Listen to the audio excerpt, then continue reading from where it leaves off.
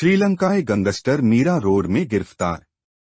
Meera Bhayandar highway पर western hotel lodging Kashigaon room number 306 में श्रीलंकन नागरिक रुका हुआ है और वो गैंगस्टर है।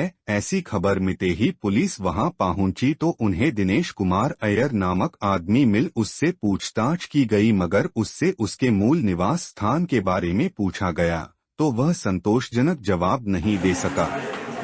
इस दौरान पुलिस को संदेह हुआ, तब अधिक पूछताछ के दौरान उसने बताया कि वह श्रीलंका का नागरिक है। उससे उसका असली नाम और पता पूछने पर उसने अपना नाम अरुमाहद्दी जनित मधुसंधा डिसिल्वा, उम्र 36 वर्ष, निवासी N06 टेम्पल रोड केलवा था, श्रीलंका बताया। जब उससे भारत में आने का कारण और शासकीय अनुमति, पासपोर्ट और वीजा के बारे में पूछा गया तो उसने बताया कि उसके पास भारत आने के लिए कोई भी अनुमति, पासपोर्ट या वीजा नहीं है। उसने बताया कि वह 31 दिसंबर 2024 को समुद्री मार्ग से नाव के जरिए भारतीय तटरक्षक दल की नजर बचाकर तमिलनाडु में प्रवेश कर गया।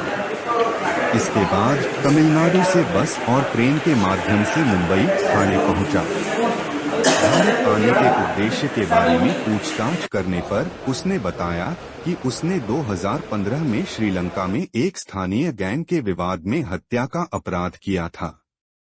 इस अपराध में दिसंबर 2024 में श्रीलंका की अदालत ने उसे जमानत दी थी।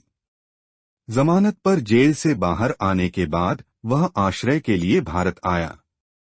इस पर विदेशी नागरिक को हिरासत में ले लिया गया। बाइट डीसीपी प्रकाश गायकवाड़। सर, एक हाल ही के दिनों में कोम्बिंग ऑपरेशन के दौरान पुलिस ने एक श्रीलंका के नागरिक को पकड़ा है। क्या है पूरा मामला, क्या इसके पीछे का पूरा है सर? 6 जनवरी को मीरा भाईंदर में ऑल आउट और कोम्बिंग ऑपरेशन चल रहा था।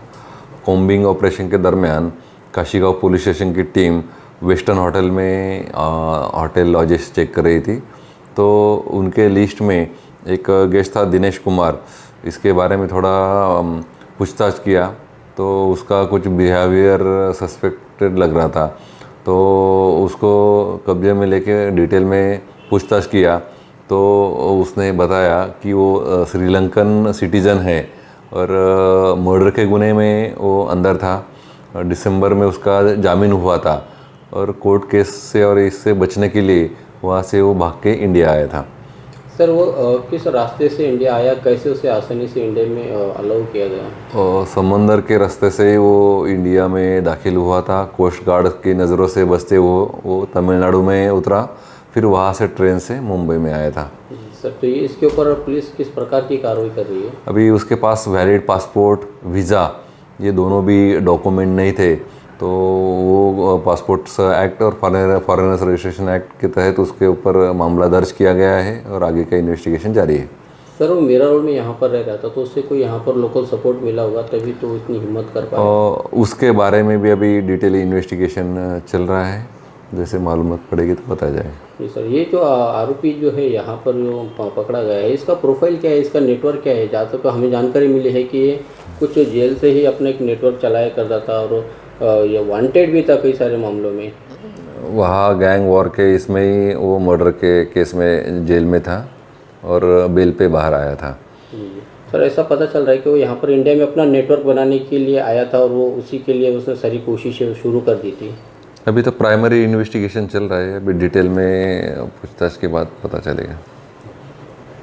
सर, और कुछ आप आह्वान करना चाहेंगे शहर के नागरिकों से, यहाँ के स्टेट एजेंटों से, यहाँ के होटल मालिकों से? इसके पहले भी मैं एक बार सब शहरवासियों को निवेदन कर चुका हूँ कि आपके घर में, आपके परिसर में ऐसा कोई भी संदेहास्पद दिखता है तो उसकी इन्फॉर्मेशन तुरंत नज़दीक के पुलिस स्टेशन को दे दे। माननीय पुलिस आयुक्त मीरा भाईंदर, इन्होंने भी एक नोटिफिकेशन निकाल के सब होटल्स, लॉजेस सबको ये बंधनकारक किया है कि आप ऐसा कोई भी फॉरेनर गेस्ट आए तो इसकी इन्फॉर्मेशन पुलिस को देना बंधनकारक है। ऐसा कोई भी संदेहास्पद भी रहे तो इसकी इन्फॉर्मेशन भी पुलिस को तुरंत दे दे।